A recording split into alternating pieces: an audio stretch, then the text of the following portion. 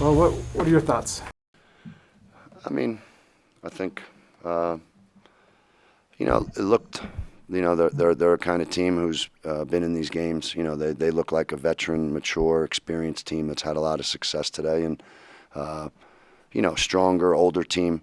They look that way, and this is we didn't. So I got to give Colorado State a lot of credit. Obviously, they're a good team. They know who they are. That's why I don't care any team, any league in the country. The best teams in that league are really good at knowing who they are. Knowing that at its core what those things are, and making sure they come out and they do those things over and over again.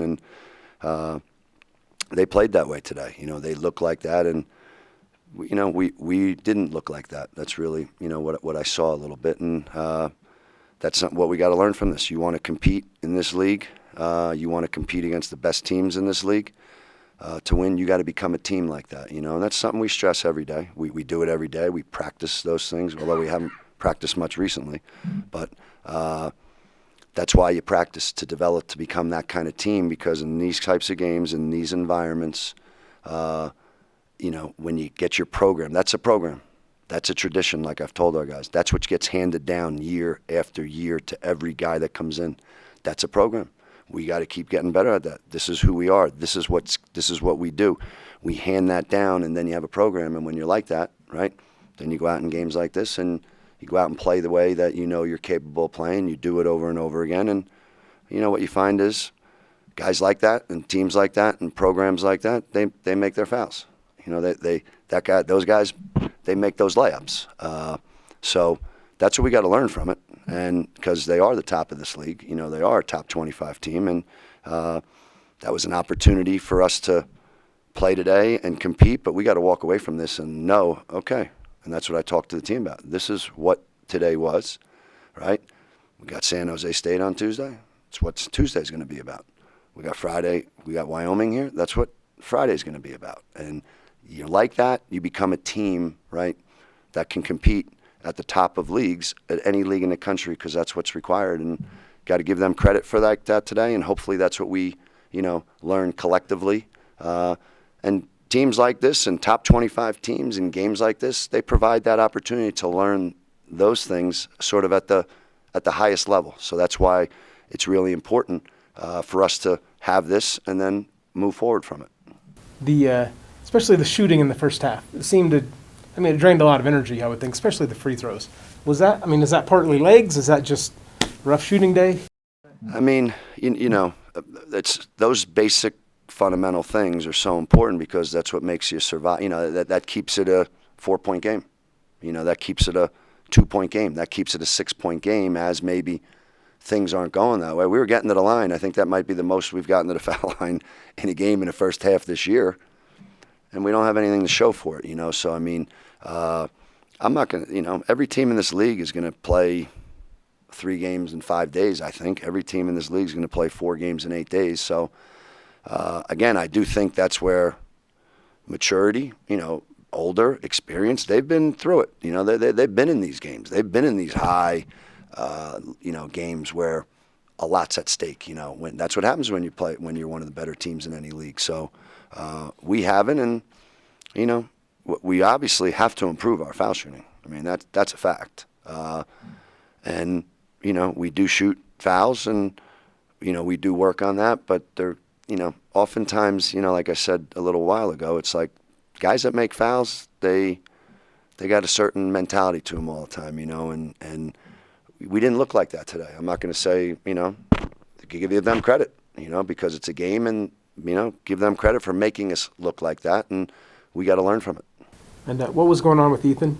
Was it a I finger? think it's his pinky. They said, Woody, our trainer, said last week there was the tip of his pinky. I think it's his left hand, though. He said something, and then it must have got hit again today. So, hopefully he's fine, but it is something that's been hanging around for like the last 10 days. So hopefully he'll be okay. And the center position, is Ryan Corner kind of encroaching on Nick Jackson's minutes? No. Or how is that kind of? It's just one of those things. It's a feel, where as we go through this again, what's most important is, we have to have good production out of that center spot. And if it means it's 3 guys, it's 3 guys. If it's 2 guys, it's 2 guys. And, just sort of the way the game was going today. And right now, in my mind, okay, we have 3 guys. 2 of them are freshmen, one's of a junior. And my job is I got to get production out of that spot. That's what we got to do. And if Ryan can keep coming along, good. The other day when we won, he came through and he did okay. So we got to keep getting him in games. These guys all got to keep getting better. We got to keep individually. We got to get better. It's a process. And these guys have to do that, because if we do, then we're developing players. And one day I don't think they're going to be freshmen. One day they will have played an entire season in 31 games, and what's that feel like? And play a team for the second time. Ethan Taylor and Heidebretter, and they never played a league game where you're playing the team for a second time. Well, that's a little different experience, because there's a familiarity. Both teams, they remember the last game, and the team who's the veteran team, they really know how to put that to use, and that's what makes league play really hard. And this was the first time we've played a team for the second time. That's going to happen another, I think, probably 8 times. And, well, we got to use today to say, okay, well, next time we play somebody for the second time, that's different, and that's a toughness thing. And it's also what I said earlier, like, that's a program thing. You develop that over time. Like, okay, we know what that is. So, again, new experience a little bit in that regard. And, I know for those guys, it's not a new experience for Roddy. It's not a new experience for Stevens. These guys are good players. They've been through it. So, again, we have to learn from that. Did you like what you saw from those 2 in particular then, from Heidebretter and Ethan? Well, because in that, I think both those guys, you bring them up. Ethan Taylor was ready to play today. The other day when we played Vegas and beat him first time out, I said, I wasn't happy with at the time. I said, Ethan's the only guy ready to play. At that time, then everybody started to play better. But, those 2 guys, like I've said before, are good basketball players, and they're going to keep growing and getting stronger. The first play of the game today, Jake's 6'4", throw it into him on their smaller guards, and I know over time that's going to become an advantage for us, and he's got to go through that and know that and become that kind of player. But he's a really good basketball player, and I think each game he's starting to know that more and more and more. I think Ethan's always known that. That's one of his strengths. And those are the things that, as you build a program, that rub off on other people, and if you put that with, we know who we are and we do it all the time, and you have players like that, that rubs off, and that's when you have something. So we got to keep going through this. We got to be ready to play Tuesday at San Jose State, and we got to keep growing in that direction, because, like I've said before, there are players in that locker room. But nobody's really going to know you as an individual player until we get good at going out there, game after game, and competing really hard, and then learning how to put yourself in a game like this against the teams that are top of the league, and go out there and play in the manner required to get the outcome you want. And so, again, I think this was it's good for all our guys. It's good for all our guys. It's good for the program. I know the guys in that locker room feel good about how we've progressed and where we're at right now. And like anything, you want to take the next step, golf, hey, it's easy to go from 100 to 90, 90 to 80. Okay, now you're talking about that's 80 to 70. That requires a whole different sort of mentality to go along with sort of the physical. And that's something I've been stressing the last 2 games, actually. Before the Vegas game it's about mental toughness now as we keep going through this. It really comes down to that if you want to play at that level. So hopefully we're going to keep getting better at becoming that kind of team and having those kinds of individuals. But I know it's in that locker room, and we just got to keep sort of having to come along. How frustrating was that first half?